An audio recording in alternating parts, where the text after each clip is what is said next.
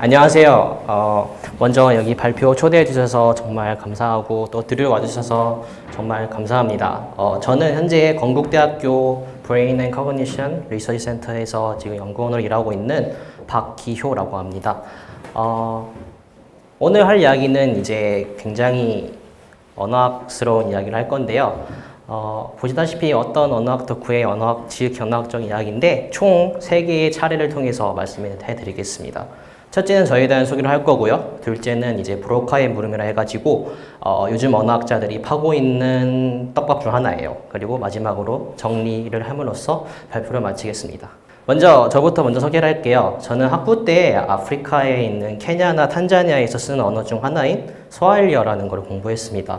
혹시 여러분 중에 문명이라는 게임 아시나요? 몇 년 전에 한참 유명했었는데 거기에 나온 그 굉장히 유명한 노래가 하나 있었죠. 바바예투라고 해가지고 그 노래가 스와힐리어로 이제 우리 아버님이라는 그 찬송가예요, 사실은. 그래서 그 언어가 이제 스와힐리어로서 이제 찬송가가 사용됐습니다. 그래서 계속 공부하다 보니까 이제 외국어를 되게 원래 제가 좋아했는데 공부하다 보니까 자꾸 언어학이라는 학문이 이제 또 눈에 들어오더라고요. 이게 뭐냐면은 인지과학 수업을 들어가면은 처음 배우게 되는 것들 중 하나인 인지칠각 육각형인가? 네, 육각형 중에 하나인데, 네. 거기서 이제 언어학이 인지과학 중 하나로서 이제 속해 있습니다. 그리고 저는 그걸 공부했고요. 그리고 언어학이란 게 뭐냐면은 이런 걸 공부해요. 음성을 분석을 한다든가, 아니면은 생전 듣도 보지 못한 언어를 분석을 한다든가, 아니면은 여기 되게 유명한 문장 하나 있죠. Colors green, ideously, furiously. 네, 통사론도 공부를 합니다. 그리고 이제 왼쪽 보시면 의미론, 이제 여기서 정확히 말하면 이제 형식 의미론이라 해가지고 여기는 이제 퀀티파이어라고 하는 건데 일종의 이제 논리식을 배우는 거예요. 그리고 오른쪽에 있는 거는 허용론에서 이제 전제라고 부르는 건데 이건 뭐냐면 이제 문장을 뛰어넘어서 맥락을 연구하는 분야 중 하나입니다. 그러다 보니까 결국에는 이렇게 되더라고요. 촘스키라는 사람이 할아버지죠. 올해 90대시는데 네. 아직 살아 계세요. 네. 그래서 저나 이제 다른 언어학과 전공생들한테는 촘스키라는 사람이 약간 애증의 대상이랄까 그런 사람인데, 네. 그렇게 공부하다 보니까 정신차려 보니 이렇게 대학원생이 돼버렸어요. 그래서 대학원생이 됐는데 이제 이상이 또 있겠죠. 그래서 실제로 외국 학회 나가서 발표도 해보고 이제 열심히 이렇게 EEG 장비도 만져보고 공부도 해봤는데 현실은 이랬습니다. 술도 많이 먹고 자고 맨날 실험 돌리고 실험 예문 만들어야 되고 데이터 만들어야 되고 그래서 이러고 있고요. 여튼 개인적인 얘기가 많았는데 저는 기본적으로 이걸 연구합니다. 처음에 제가 언어학 공부한다고 말씀드렸죠? 넘겨주시겠어요? 그리고 사이콜로지가 있습니다. 이 사이콜로지, 즉 심리학과 언어학이 합치게 되면은 심리 언어학이 돼요. 짜잔. 그리고 저는 심리 언어학 안에서 이제 또 그 안에 여러 가지 제 분야가 있는데 저는 그 중에서 문장 처리라는 거를 공부를 합니다. 문장 처리 공부하는 게 뭐냐? 바로 이제 중의성 처리 문제라는 건데 보시면은 철수는 어제 발표를 한 영희를 만났다라는 문장이 있어요. 이 문장은 어떻게 해석이 될 수가 있을까요? 두 개의 이제 구조가 가능해요. 한 문장인데 보면은 이제 그래서 제가 궁금한 거는 이렇게 하나의 문장인데도 두 개의 구조가 가능하고 두 개의 구조가 가능하다는 거는 그 두 개의 의미가 가능하다는 건데 사람들은 이제 이러한 구조들이 있을 때 어느 걸 먼저 선택할까라는 게 이제 심리언학에서 문장 처리에서 중요한 이슈 중 하나고 제 연구 분야도 역시 이에 관련되어 있습니다. 다음은 이제 예측 처리 문제라는 건데 보시면은 이제 철수가 경찰에게라는 거가 나왔을 때 뒤에 여러분이 뭘 한번 채우고 싶으신가요? 아무거나 한번 말씀해 보세요. 길을 물었다. 다른 분도 있으신가요? 뇌물을 받았다요? 충분히 그럴 수 있죠. 네. 반면 밑에 같은 경우 어떨까요? 철수가 컴퓨터를 부셨다. 네, 했다 등이 될 수가 있겠죠. 보시면은 한 가지 이제 이 중에 캐치할 수 있는 게 철수가 경찰에 같은 경우에는 아니신 분들도 있겠지만은 연구 결과에 따르면 저희 랩의 연구 결과에 따르면은 그 경찰에게가 나온 다음에 그 뒤에는 뭐뭐를이라는 단어를 대부분 사람들이 말을 해요. 반면에 컴퓨터를이라고 하면은 대부분의 사람들이 그냥 봤다, 부쉈다, 했다 이런 식으로 말을 하는데, 그러면 이제 우리들이 궁금한 거는, 즉 심리 언어학자들이 궁금한 거는 이러한 문장을 듣거나 읽을 때 어떤 방식으로 예측을 하면서 이제 문장을 처리하느냐인 거예요. 그래서 정리를 하자면은 저는 이제 중의성 처리 문제와 예측 처리 문제에 대해서 연구를 하고 있는 심리 언어학자 중 한 명입니다. 네. 그러다 보니까 이제 공부하다 보니까 이제 심리학 언어학에서 이제 이론 언어학에 관련된 여러 가지 이론들을 배우고 심리학을 배우면서 여러 가지 뭐 통계라든가 뭐 심리 기법들을 배우다든가 뭐 실험 측정법을 배웠지만 이제 학부 4학년 때쯤 되니까 이제 한창 이제 뇌과학 붐이 일어나더라고요.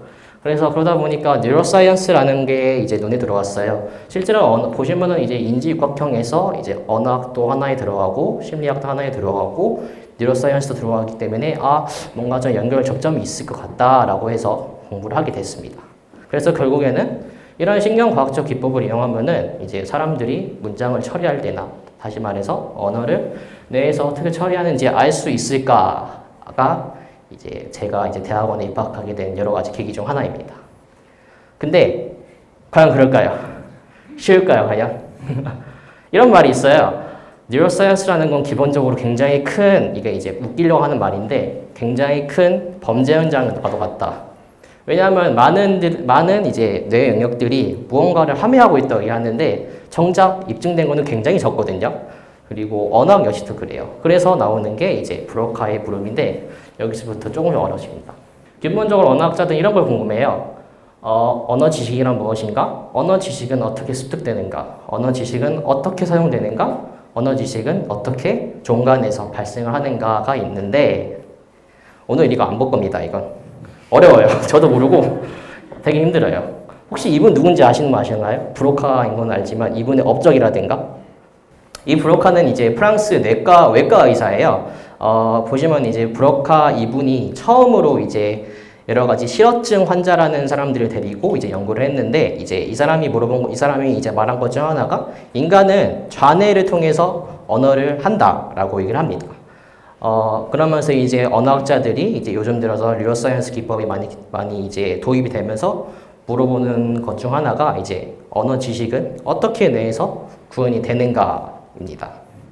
그러면 이제 언어학자들이 이제 뉴로사이언스 기법을 이용해서 언어학을 연구를 한다면은 무엇을 연구하려는 건지 알아야겠죠. 첫째로 물론 이제 언어 그 자체를 연구하는 언어학자들도 있어요. 하지만 이제 언어 능력이라고 해서 이쪽 업계의 영어는 Faculty of Language라고 하기도 하고 Linguistic Competence라고 합니다. 그러면서 이제 이 언어 능력인 게 뭐냐? 쉽게 말하면은 우리가 인간이 왜 어떻게 말을 할 수 있고 쓸 수 있고 또 들을 수 있고 이해할 수 있는가라는 굉장히 근본적인 물음을 물어보는 거예요. 그래서 언어학자들은 기본적으로 언어 능력이란 것을 추론이라든가 추상화 같은 일종의 고등인지 처리 체계 중 하나로서 간주를 하고 있고 또 인간이 아닌 다른 동물과 구별되는 거라고 얘기하고 있습니다. 이거는 절대로 이제 우리가 언어를 쓰기 때문에 다른 동물보다 우월하다고 얘기하는 거 함의하지가 않고요. 단순히 다르다는 것만 얘기하는 것 뿐이에요. 그래서 만약에 구분된다면 어떻게 구분이 있을까? 첫째로는 이제 문장에는 일단 구조가 존재한다는 거예요. 앞서 말씀드렸다시피 이제 이 한국어 문장에서도 두 개의 구조가 가능하고 옆에 영어 문장 같은 경우에도 이제 트리 다이어그램이라 해가지고 학부 때 많이 그렸던 건데 좀 옛문 좀 웃기긴 하지만 어찌됐든 간에 가능한 구조이긴 합니다. 결국 이제 물어보고자 하는 거는 이러한 구조들이 뇌에서 어떻게 구현, 즉 임플멘테이션이 되는 건가라는 거입니다. 이게 뭐냐면은 이제 독일 사람이 또 했는데 이제 리히타임이 해가지고 이제 이 사람은 실어증 연구한 사람이에요. 이거 왜 뛰어들었냐면 이제 이 사람은 여러 가지 실어증 환자들을 이제 연구를 하면서 얻은 결론 중 하나가 이제 뇌에서 어떤 특정 영역이 이제 손상을 입으면은 이제 실어증이 나타난다라고 얘기하면서 이런 모델을 세웁니다. 말씀드리고자 하는 거는 사람들은 생각보다 언어 능력과 뇌 간의 어떤 상관관계와 인간관계를 찾으려고 노력했었고 그 역사가 굉장히 깊다는 거예요. 그러면 이제 뭔가 중요한 게 있을 게 아닙니까? 그거는 이제 앞서 말씀드렸던 브로카스 에어리아가 베르니키스 에어리아가 있어요. 먼저 이제 이 두 영역이 실어증에 걸린다면 어떤 현상을 보였는지 한번 보여드릴게요. 먼저 베르니키 실어증부터 먼저 보여드리겠습니다. 영상 클릭해 주시면 돼요. 제가 하는 말 따라오실 수 있겠나요? 네, 다행이네요. 베르니키 실어증은 뭐냐면은 이제 일반적으로 말하는 거는 이제 사람들이 이제 이런 실어증에 걸리는 이 실어증에 걸리는 환자분들을 보면은 말은 굉장히 청산유수처럼 말을 해요. 근데 이제 말을 하는 내용을 들어보면은 무슨 말인지 하나도 몰라요. 예를 들어서 뭐, 너 뭐 했어? 라고 물었는데, 나 뭐 했어? 라고 얘기하지 않고, 나 내일 뭐 갈 거야. 이렇게 말을 한다든가, 아니면은 이제 굉장히 유창하게 말하는데, 이제 의미는 전혀 이제 말이 안 되는 그런 걸 보여주고요. 다음 브로카는 이제, 브로카 실어증은 뭐냐면은 이런 식으로 말을 해요. 제가, 했어요. 뭐냐면은 이게 분명 자기가 하고 싶은 말이 있고 또 상대방이 하는 말들은 다 알아듣는데 그 산출을 제대로 하지를 못합니다. 말을 하는데 굉장히 힘겨워해요. 그리고 자기가 힘들다는 거 알아요 또. 네.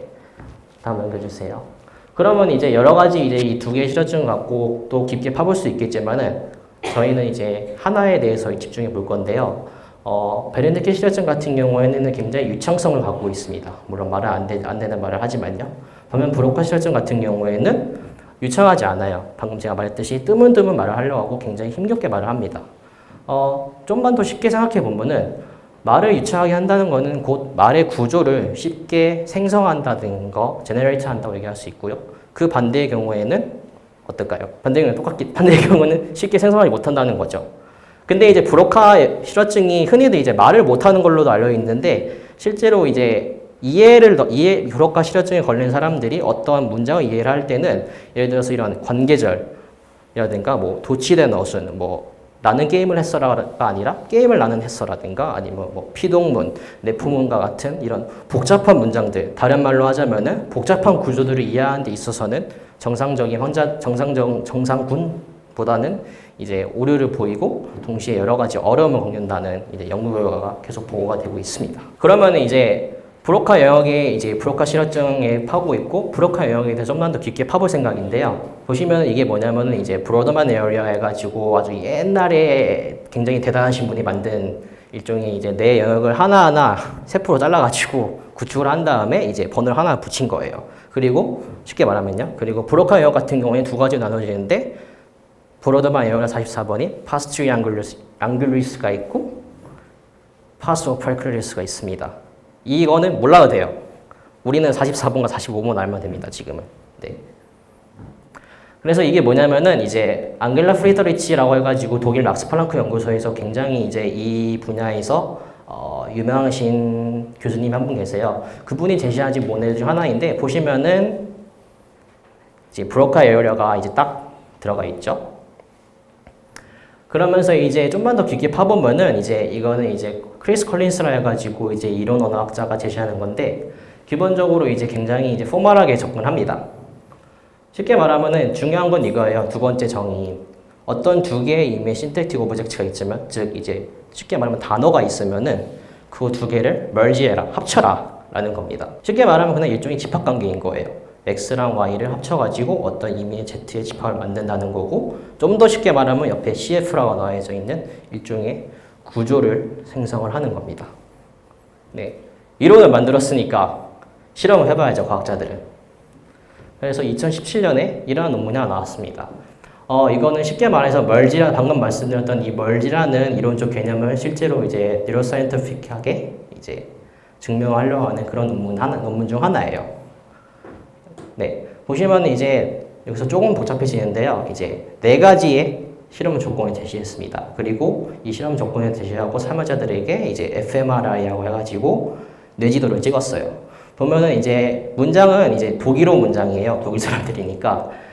보시면은 4개의 조건이 있는데 우리가 봐야 될 거는 이 2개입니다. 보시면 이거는 다시 싱크를 해가지고 배가 가라앉았다 라고 해가지고 문장이 되는 거고요. 밑에 같은 경우에는 auf das Schiff라고 해가지고 이제 배 위에 뭐 영어식으로 하면 전치사 구가 되겠죠. 그리고 여기 있는 거는 그냥 의미의 그냥 단어를 그냥 쭉 나열한 겁니다. 의미가 없어요. 그냥 단어만 쭉쭉 나열하는 거예요. 즉 어떤 구조를 생성해내지 못한다는 거죠. 그런 식으로 한 다음에 실험 참여자들에게 이런 식으로 300ms 기준으로 잘라가지고 하나의 단어씩 보여준 다음에 당신이 본 게 문장인가요? 아니면은 뭐 전치사인가요? 그런 건가요? 라고 물어보는 거였어요. 그렇게 해서 찍으니까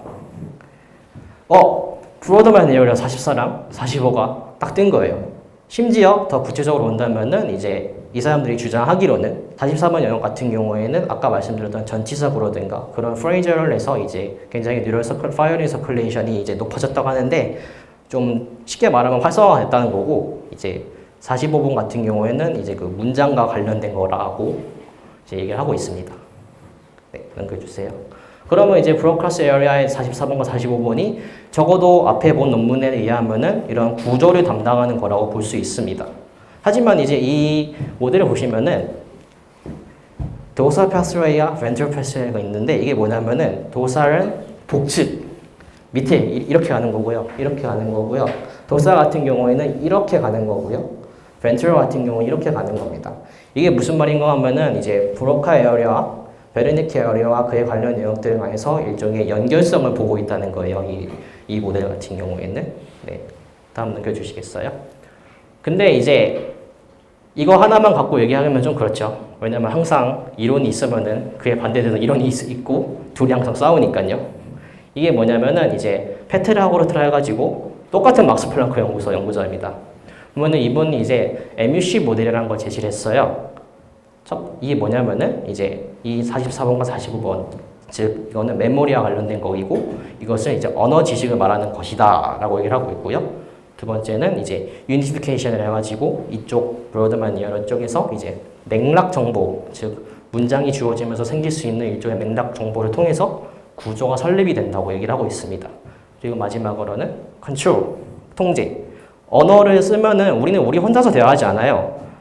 제가 지금 여러분들한테 말하고 있고 또 제가 여러분들한테 질문을 던지고 답변을 받고 있듯이 일종의 사회적 상호작용 관계를 이제 만들고 있고 그게 이제 담당하는 데가 적어도 이 모델에 따르면은 이 46번 영역이라고 얘기를 하고 있습니다. 그리고 더 나아가 이 주의 어텐션이라는 것도 담당을 하고 있다 얘기하고 있고요. 그러면은 마찬가지로 똑같이 이론을 냈으니까 실험을 또 해봐야죠.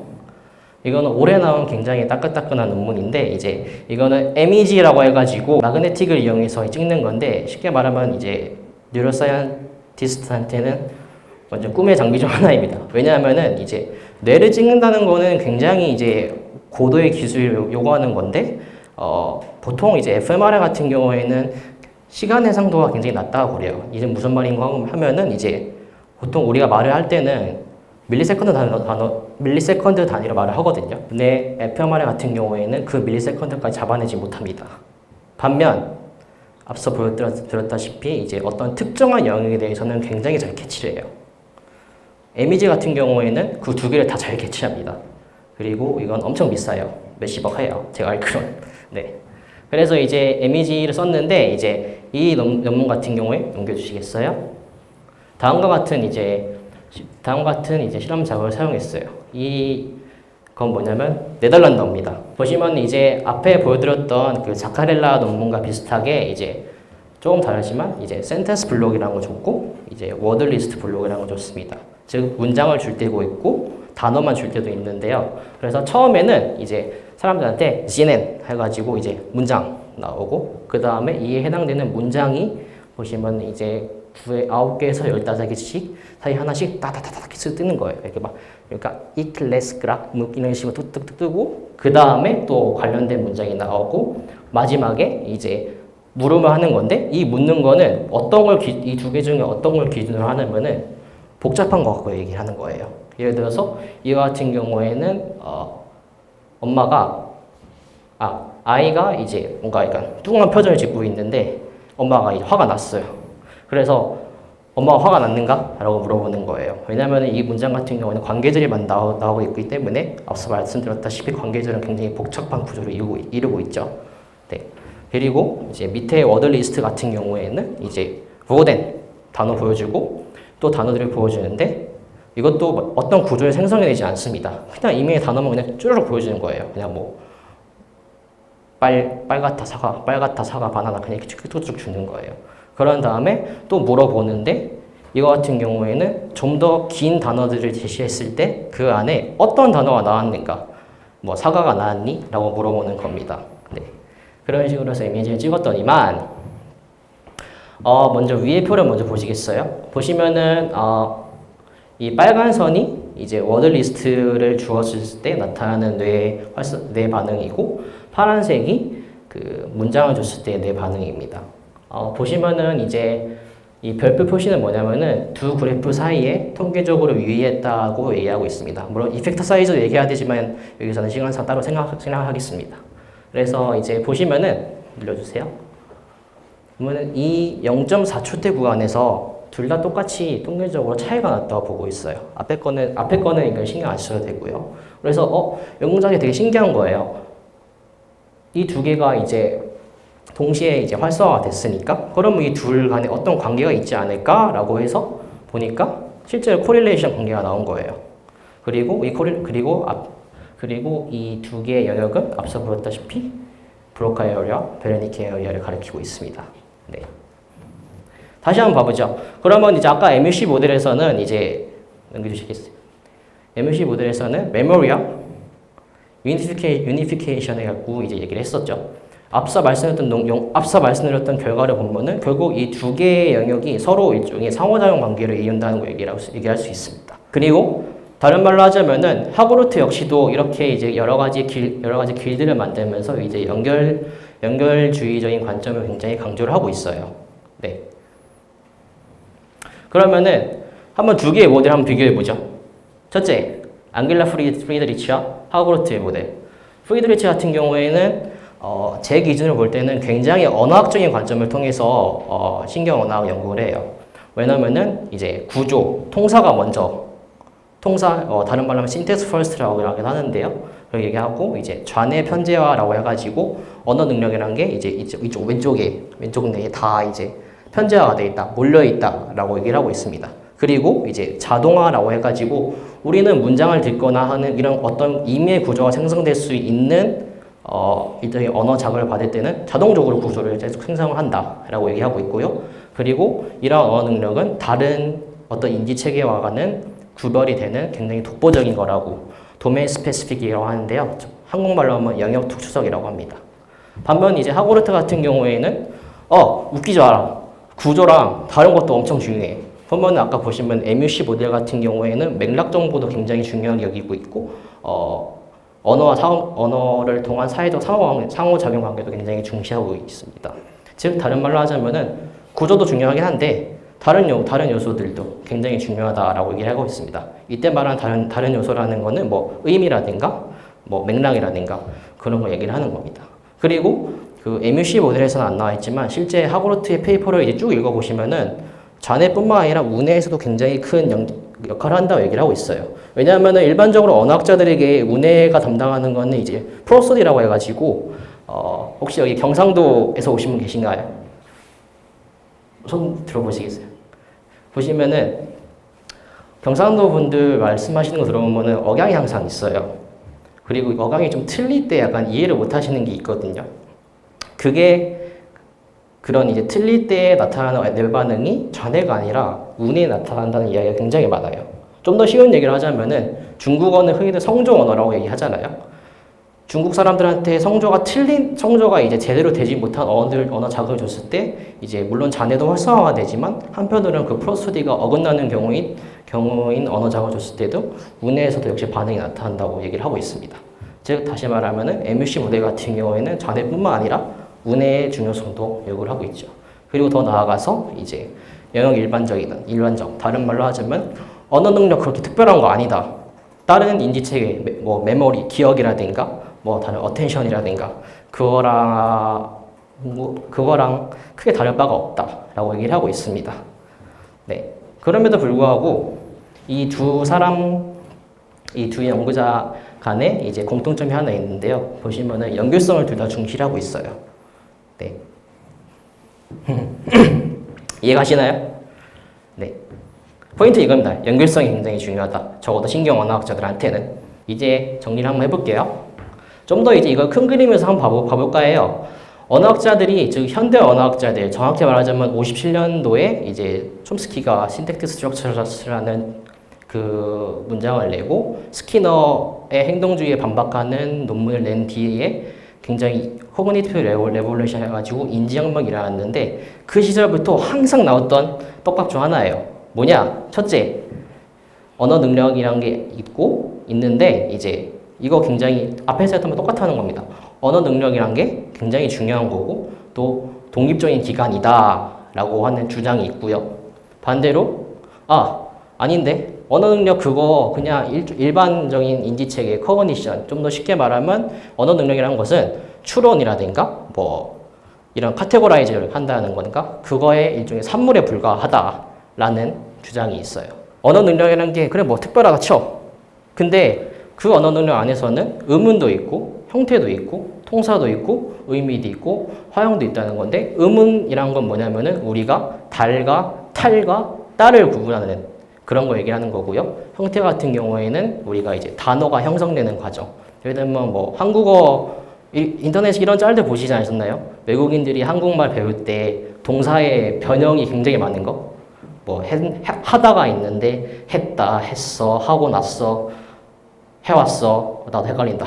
여러 가지가 있는데 그런 걸 말하는 거고요. 통사는 말씀드렸다시피 이제 문장의 구조를 말을 하는 거고 의미는 이제 그 구조를 생김으로써 혹은 구조가 생기기 이전에 의미가 생겨나는 거. 그리고 화형 같은 경우에는 앞서 잠깐 언급했듯이 문장을 뛰어넘어 발화라는 상황 안에서 이제 그 맥락 정보가 있다는 건데 이제 언어학자들한테는 이제 특히 촘스키 같은 사람들은 이제 이 통사가 메인이다.